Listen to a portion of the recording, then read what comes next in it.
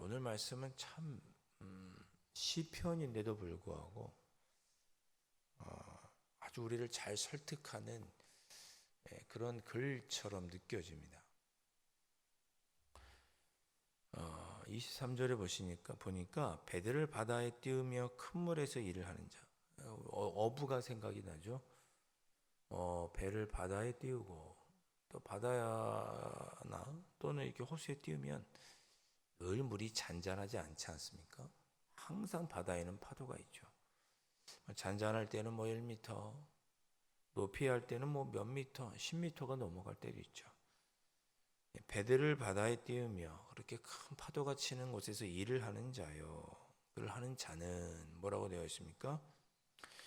여호와께서 행하신 일들과 그의 기이한 일들을 그 깊은 바다에서 본다. 그렇게 말씀합니다. 그러니까 바다에서 일을 하다 보면 하나님께서 얼마나 나를 지키시고 돌보아 주시는지 하나님의 놀라운 은혜들을 체험하게 되더라. 그런 뜻입니다. 그럴 것 같습니다. 즉 바다에서 일할 때 늘 잔잔하지 않고 파도가 칠 때가 있잖아요. 폭풍우가 몰아쳤습니다. 근데 그런 폭풍 25절에 광풍이 일어나 바다 물결이 일어나기도 하고 하나님께서 명령하셔서 광풍이 일어나 바다 물결을 일으키기도 하고 26절 그들이 하늘로 솟구쳤다 깊은 곳으로 내려가기도 하고 파도가 높게 치고 그래서 배가 아주 그냥 높이 올라갔다 높이 내려가기도 하고 절체절명의 위험한 상황이죠. 그래서 26절에 그 위험 때문에 그들의 영혼이 녹는도다 그랬습니다. 그런 일들이 바다에서 고기를 잡다 보면 바다에서 일하다 보면 그런 일들이 있다는 거죠. 그들이 이리저리 구르고 취한 자같이 비틀거리니 그들의 모든 지각이 혼돈 속에 빠지는도다. 그렇죠. 그럴 것 같아요. 저는 어디 가서 배를 한번 타보게 됐는데 그 배가 큰 배는 아니었습니다. 몇천 명이 타는 배는 아니었고 그저 한 10여 명, 20명이 타는 그 정도 배였는데 잠깐 한 30분 정도 그 배를 타고 나가는데 파도에 배가 출렁출렁 거리니까 멀미가 해갖고 죽을 것 같더라고요.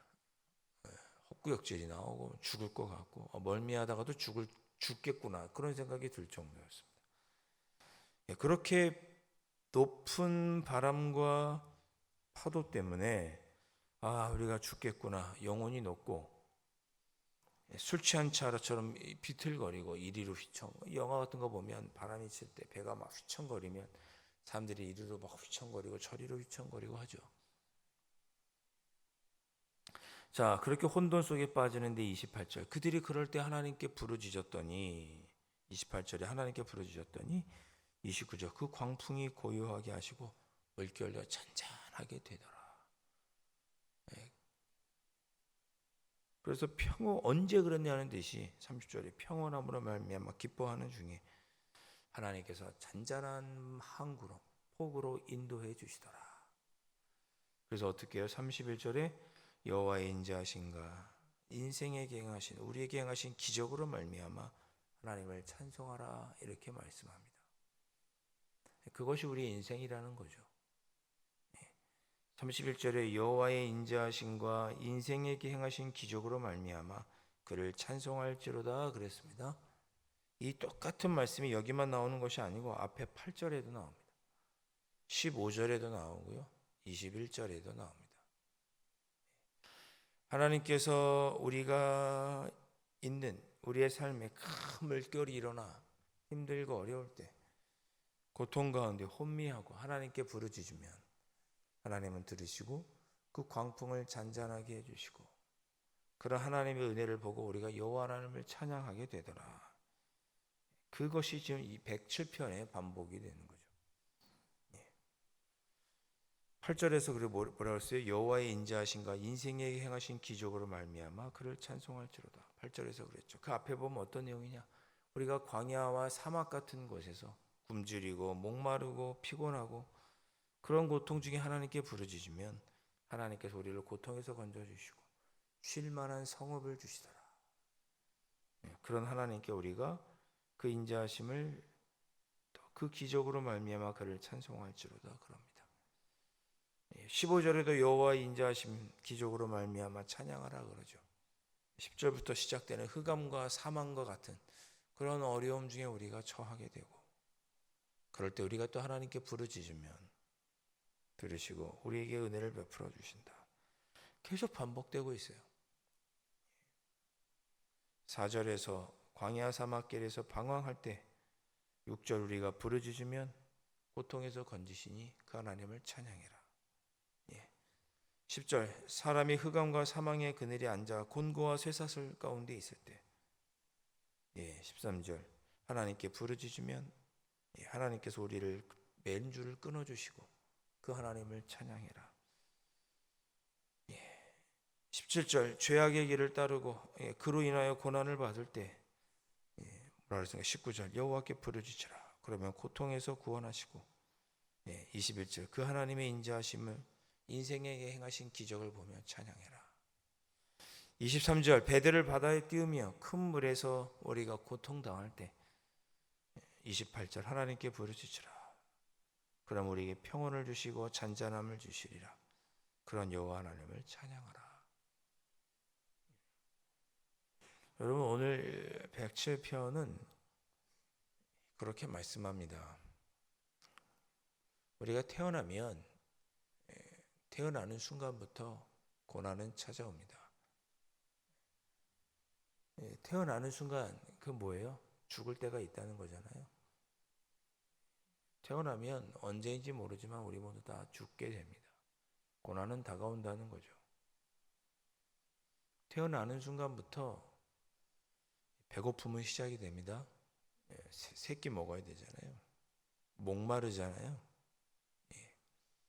추위도 느끼고 더위도 느끼고, 또 살다 보면 사람들을 알게 되고, 사람들을 알게 되면 또 사람들에게 상처받고 고통받고, 또 일을 해야 되잖아요. 먹고 살려면 일하다 보면 그 힘든 일로 말미암아 고통받죠. 아담도 그랬습니다. 아담도 에덴 동산에서 쫓겨나는 순간 땅에서 엉겅퀴와 가시가 나서 네가 수고하여야 먹을 것이다, 하나님 말씀하셨죠.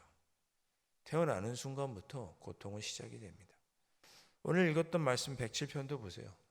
고난은 우리에게 있는 거야. 사막 같은 고난이든 죄인들로 인한 고난이든 어떤 고난이든 그 고난을 하나님께 부르짖을 때 하나님께서 우리를 건져주신다고 했지, 고난이 없다고는 말하지 않았습니다.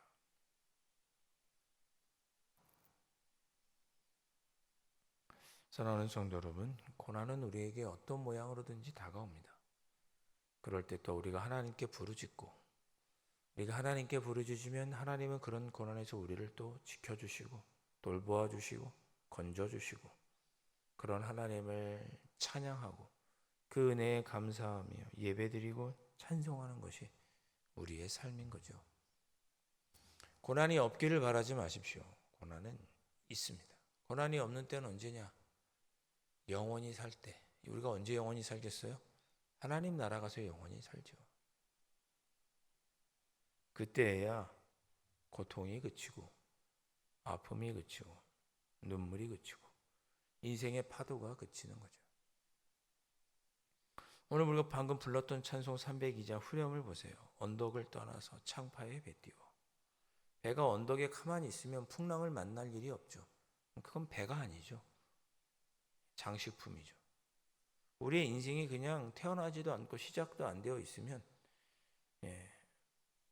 물 가운데로 갈 이유가 없고 고난도 없겠죠. 그러나 우리는 태어나는 순간 언덕을 떠나 바닷가로 나가는 그런 삶인 거죠.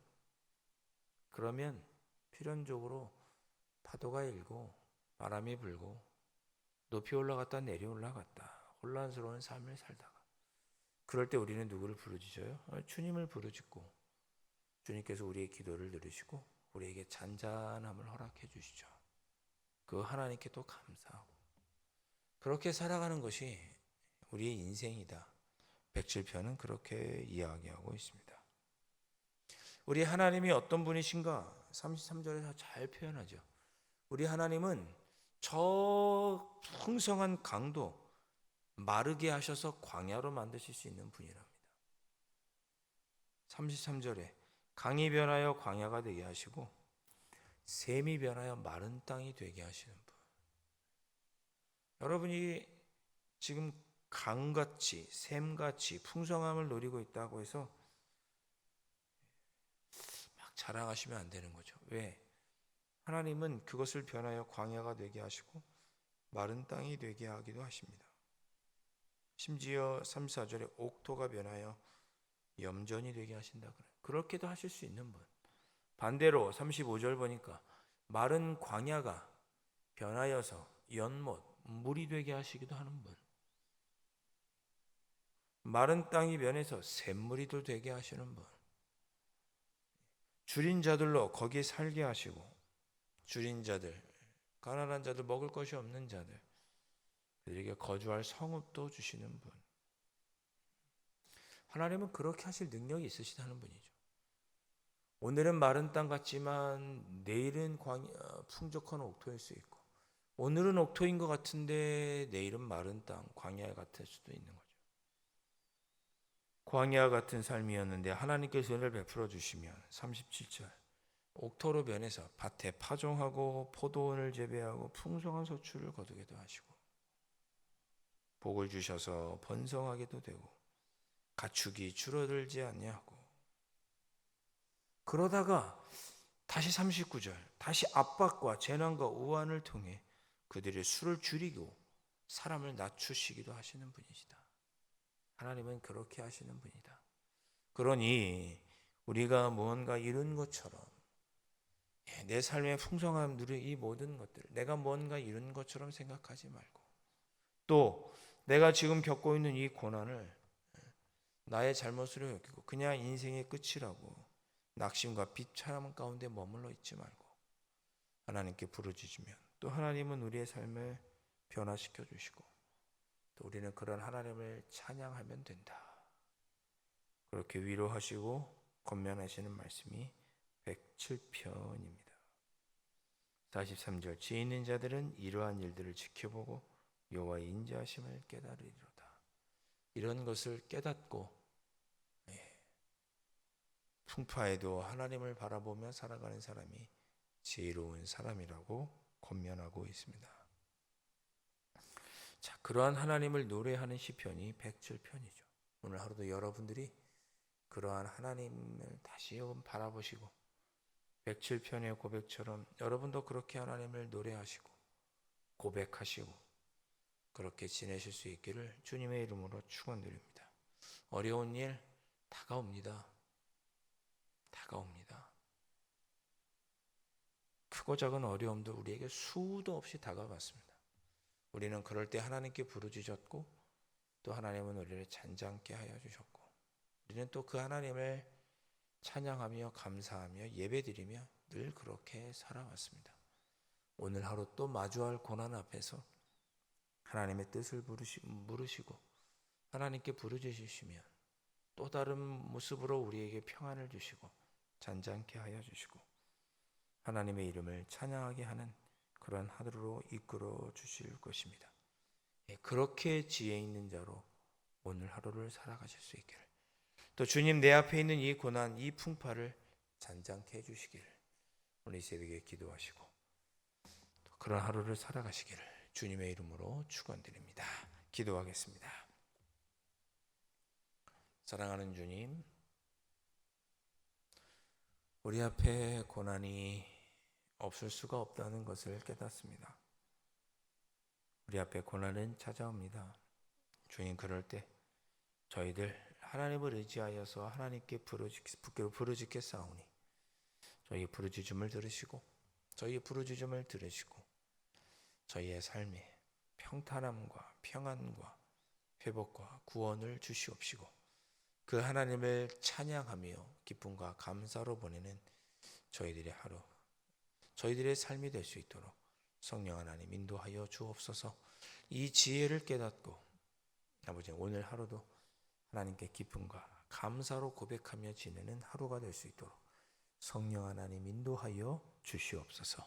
귀하신 예수 그리스도의 이름으로 간절히 기도하옵나이다. 아멘. 하늘에 계신 우리 아버지 아버지의 이름을 거룩하게 하시며 아버지의 나라가 오게 하시며 아버지의 뜻이 하늘에서와 같이 땅에서도 이루어지게 하소서. 오늘 우리에게 일용할 양식을 주시고 우리가 우리에게 잘못한 사람을 용서하여 준 것 같이 우리 죄를 용서하여 주시고 우리를 시험에 빠지지 않게 하시고 악에서 구하소서. 나라와 권능과 영광이 영원히 아버지의 것입니다. 아멘.